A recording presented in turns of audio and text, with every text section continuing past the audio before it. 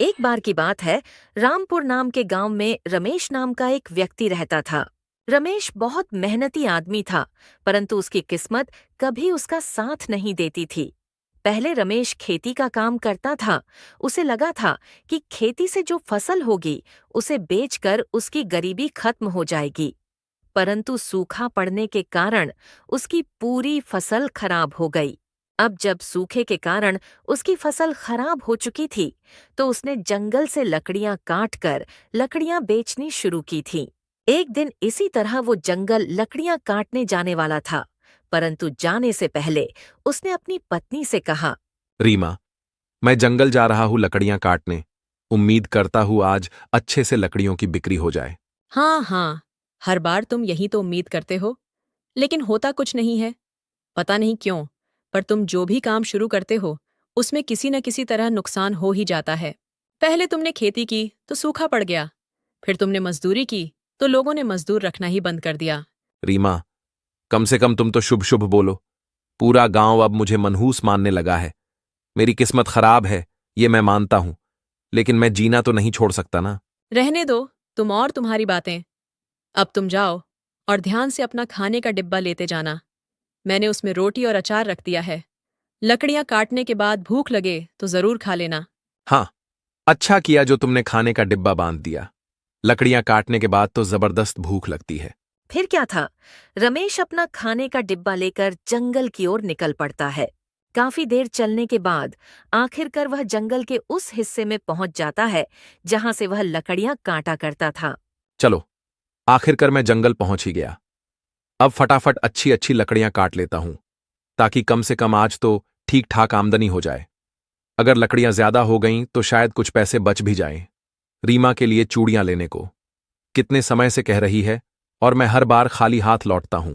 फिर क्या था, रमेश फटाफट से लकड़ियां काटने लगता है। थोड़ी ही देर में वो काफी लकड़ियां काट लेता है और थक कर एक पेड़ के नीचे बैठ जाता है। जंगल में बहती ठंडी ठंडी हवा और पेड़ के बीच से पड़ रही हल्की हल्की धूप के बीच में बैठकर रमेश को काफी आराम लगने लगता है। वाह, कितना अच्छा दिन है आज। लगता है इन लकड़ियों को बेचकर मुझे फायदा भी होगा, और शायद कुछ पैसे बच भी जाएंगे। अभी रमेश बैठे बैठे अपने आप से बातचीत कर ही रहा था कि तभी उसके पेट से आवाज आने लगती है। लगता है अब पेट भी कुछ खाने को मांग रहा है। चलो थोड़ी पेट पूजा कर ली जाए। रमेश अपना खाने का डिब्बा खोलकर अपनी रोटियां खाने लगता है कि तभी झाड़ियों से एक बहुत ही सुंदर और छोटा सा हाथी का बच्चा वहां पहुंच जाता है। अरे, मैं तो डर ही गया था, पर तुम तो प्यारे से और छोटे से हाथी के बच्चे हो।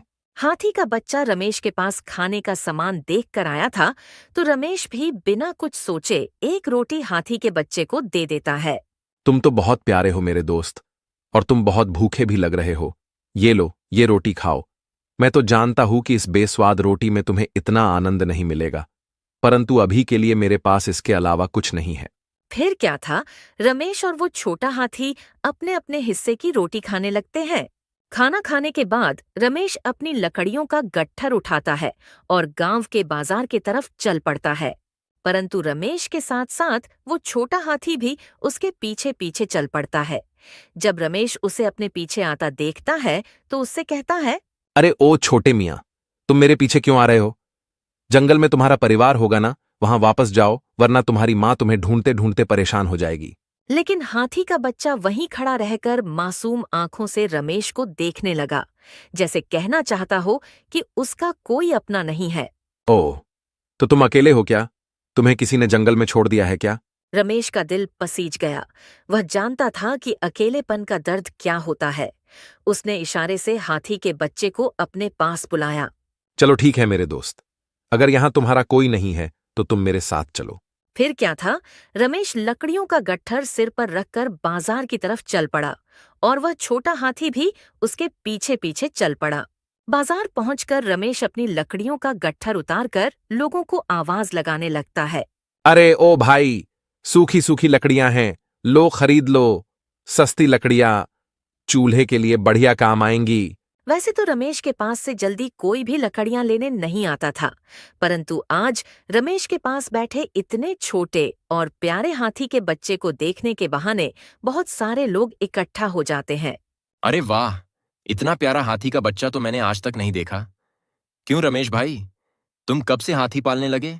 ग्राहक से हाथी की प्रशंसा सुनकर रमेश खुश हो जाता है और हंसते हुए उसे कहता है, अरे ये मेरा नया साथी है, आज ही मुझे जंगल में मिला। बताओ तुम्हें कितनी लकड़ियां दूं? हाँ रमेश भाई, लाओ 1 किलो लकड़ियां दे दो। वैसे तो रमेश के पास जल्दी बड़े भी लकड़ियां लेने नहीं आते थे, परंतु आज बाजार में घूमते बच्चों ने उनके माता पिता को रमेश के यहाँ लाकर खड़ा कर दिया था।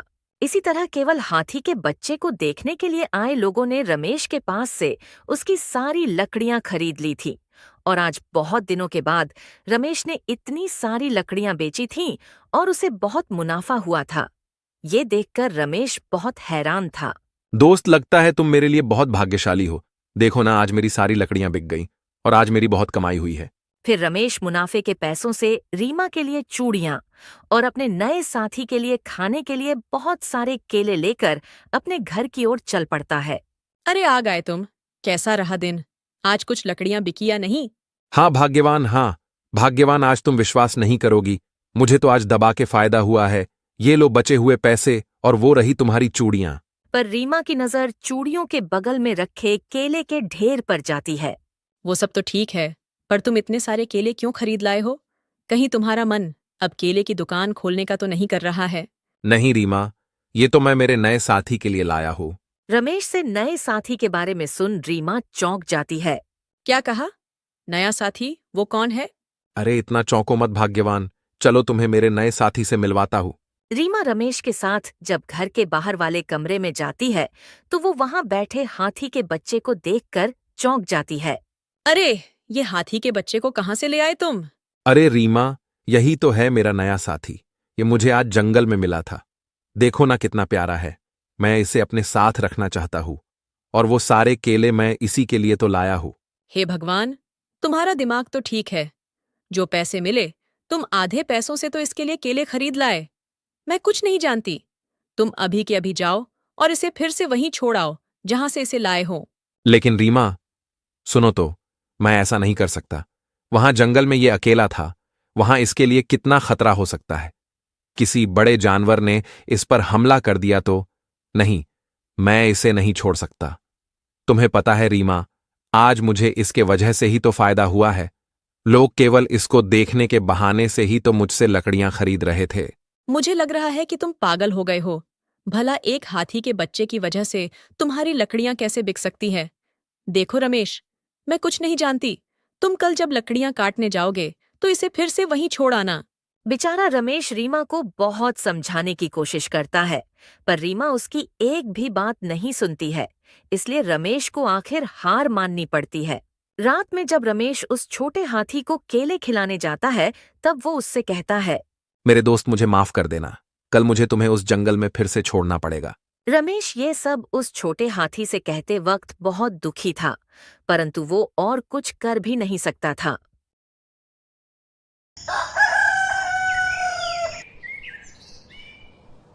अगली सुबह जब रमेश लकड़ियां काटने जंगल जाता है तो वो उस छोटे हाथी को भी अपने साथ ले जाता है और फिर वो उसे वहीं छोड़ देता है। मुझे माफ कर देना मेरे दोस्त, लेकिन तुम बिल्कुल चिंता मत करना। मैं तुमसे मिलने यहां रोज आऊंगा और अपने साथ तुम्हारे लिए कुछ न कुछ खाने के लिए भी लाऊंगा। पर तुम मुझे यही मिलना, ठीक है ना? ये कहकर रमेश उसको वहीं छोड़ देता है और अपनी लकड़ियों का गट्ठर उठाकर बाजार की ओर चल देता है। लेकिन आज बाजार में रमेश के यहाँ लोग तो आए, पर उसकी एक लकड़ी भी नहीं बिकी। पहले से रमेश उस छोटे हाथी को लेकर चिंतित था और उस पर से उसकी लकड़ियां भी नहीं बिकी थीं। इसलिए वो और ज्यादा परेशान हो जाता है। ये क्या, आज तो एक भी लकड़ी नहीं बिकी। अब मैं क्या करूं? मेरी सारी मेहनत बेकार हो गई। यही सब सोचते सोचते अपनी लकड़ियों का गट्ठर उठाकर वो अपने घर लौट आता है। तभी वहां रीमा आ जाती है और रमेश को इतना उदास देखकर और लकड़ी का गट्ठर देखकर वो रमेश से कहती है, क्या हुआ? लगता है आज तुम्हारी लकड़ियां नहीं बिकी है। यानी वो बस एक दिन की चांदनी थी और फिर से वहीं फूटी किस्मत। लगता है अब तुम्हें फिर से कोई नया काम देखना पड़ेगा। अच्छा हुआ जो तुम उस हाथी के बच्चे को छोड़ आए जंगल में। यहाँ हमारे खाने के लिए ढंग से खाना नहीं है, उस पर से तुम उसको अलग पालने की सोच रहे थे। परंतु रीमा, मुझे लगता है कि कल जो फायदा हुआ था वो केवल और केवल उसी की वजह से हुआ था। देखो ना, आज वो मेरे साथ नहीं था तो लोग आए और बिना मेरी तरफ देखे ही वहां से चले गए। ऐसा कुछ भी नहीं है। तुम कल फिर से कोशिश करना, देखना, कल कुछ लकड़ियां तो जरूर बिक जाएंगी। रीमा की ऐसी बातें सुनकर रमेश समझ जाता है कि वो अभी भी उस हाथी के बच्चे को घर लाने नहीं देने वाली है। मगर रात भर में रमेश को अपने साथी की बड़ी चिंता सताने लगती है और इस कारण उसे हल्की सी भी नींद नहीं आती। वो लेटे लेटे सोचने लगता है। अब तो सुबह भी होने वाली है और मुझे बिल्कुल भी नींद नहीं आई। बड़ी चिंता सता रही है मेरे साथी की। कहीं जंगल में किसी जानवर ने उस पर हमला ना कर दिया हो। नहीं, चाहे रीमा अब कितना भी गुस्सा क्यों ना करे, कल मैं उसे अपने साथ लेकर ही आऊंगा। यही करना ठीक रहेगा।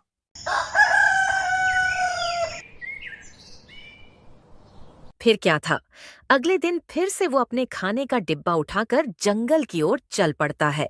रमेश जैसे ही जंगल में उस जगह पहुंचा तो उसने देखा कि वो छोटा हाथी अभी भी उसी जगह पर उसका इंतजार कर रहा होता है।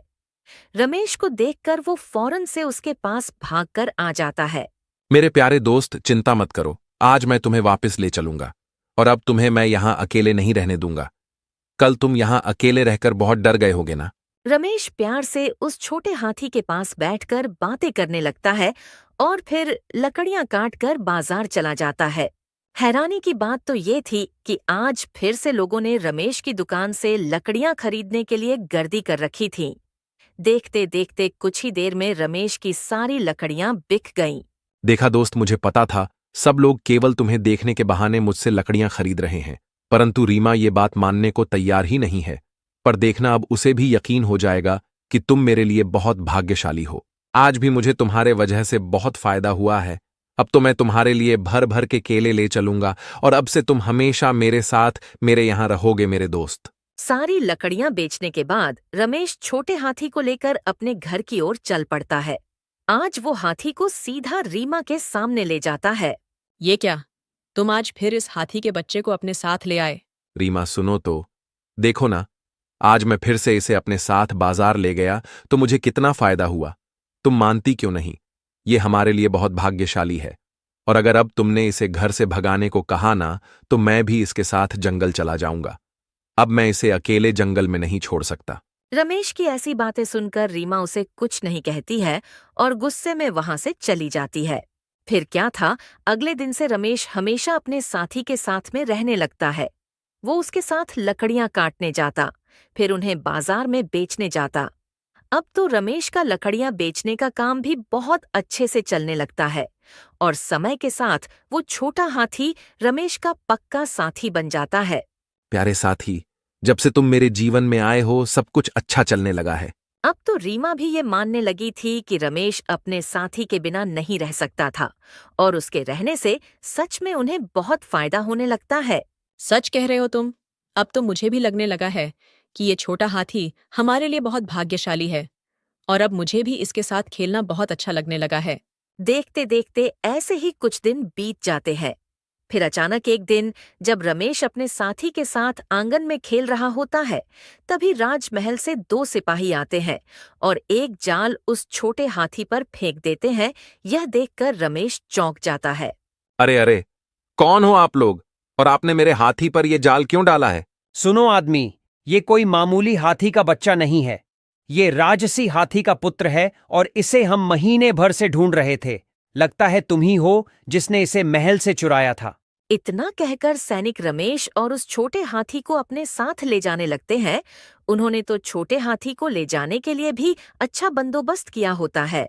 अभी सैनिक रमेश और उस छोटे हाथी को ले जा रहे होते हैं कि तभी पीछे से रीमा उन्हें देख लेती है और ये सब देख वो घबरा जाती है। छोड़ दो मेरे पति को। क्या कसूर है उनका? छोड़ दो उन दोनों को। रीमा चीखती चिल्लाती रह जाती है, पर सैनिक बिना उसकी आवाज सुने वहां से रमेश और हाथी को अपने साथ ले जाते हैं। राजमहल पहुंचकर सैनिक रमेश और जाल में बंद हाथी को राजा के सामने प्रस्तुत करते हैं। अच्छा, तो तुम ही हो वो शातिर चोर जिसने हमारे राजसी हाथी के बच्चे को चुराया है। जी महाराज, हमने राजसी हाथी के बच्चे को गांव में पकड़ा। इसने उसे अपने घर में छुपा कर रखा था। गांव वालों ने भी छोटे हाथी को कई बार इसके साथ बाजार में देखा है। नहीं महाराज, मैंने इसे नहीं चुराया है। ये मेरा साथी है। ये मुझे जंगल में मिला था। हर चोर यही कहता है। क्या तुम्हें पता है, ये कोई मामूली हाथी का बच्चा नहीं है, ये राजसी हाथी का बच्चा है। और ऊपर से ये हमारे बेटे यानी इस राज्य के राजकुमार का पालतू जानवर है।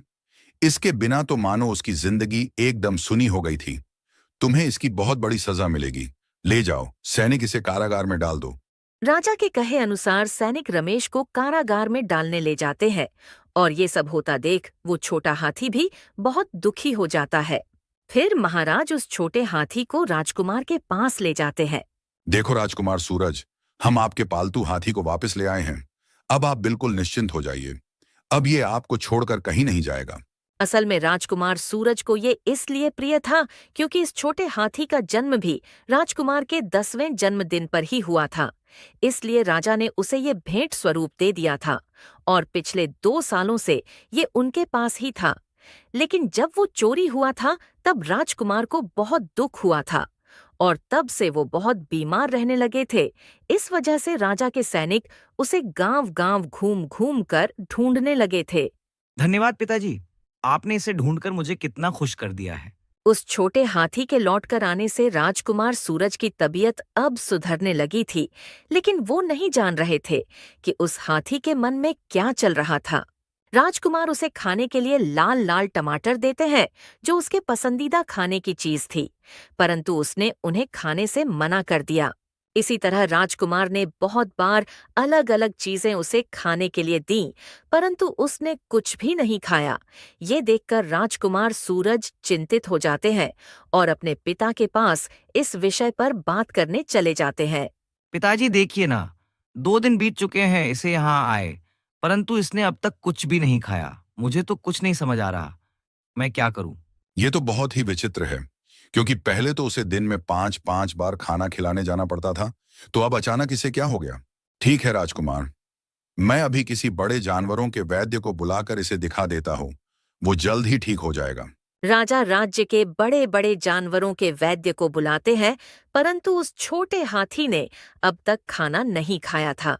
देखते-देखते 10 दिन बीत जाते और अब तक उसने कुछ भी नहीं खाया था। पिताजी, अब हम क्या करेंगे? अब तो इसने 10 दिनों से कुछ भी नहीं खाया है। ऐसे ही चला तो ये बीमार पड़ जाएगा। हाँ बेटा, मुझे भी कुछ नहीं समझ रहा है कि ये कुछ भी क्यों नहीं खा रहा है। पहले तो ये सब कुछ खाता था।